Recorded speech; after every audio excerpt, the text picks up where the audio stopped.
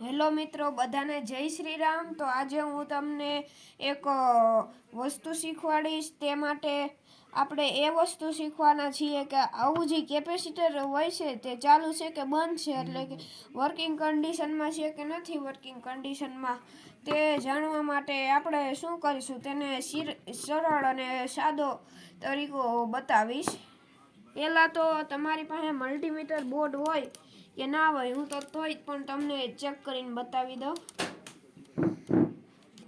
જો આ multimeter board છે, તેને જો આ બે ટર્મિનલ ભેગા કરીએ એટલે આ લાઇટ બ્લિંક કરે છે, એટલે આપણે આમાં ભેગા કરવાના છે। આમાં જો મિત્રો, અહીંયા થોડી લાઇટ બતાવી રહી છે। આ બેને અહીંયા અડાડ્યા તો આમાં થોડી લાઇટ બતાવી રહી છે। તેથી આપણે કન્ફર્મ નથી કરી શકતા કે આ ચાલુ છે કે નથી ચાલુ। તો જો મિત્રો તમારી પાસે આ મલ્ટીમીટર બોર્ડ ના હોય તો પણ ચાલી શકે છે। તો આપણે હવે આ પાવર સપ્લાય આવતી હોય એવો બોર્ડ લેશું।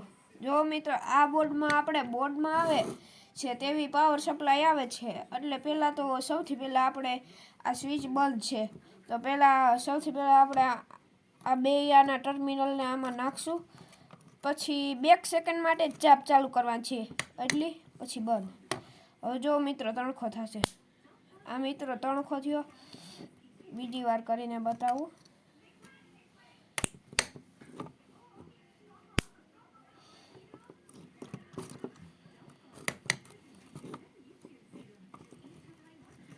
આવી રીતે મિત્રો તણખો થશે। જો મિત્રો,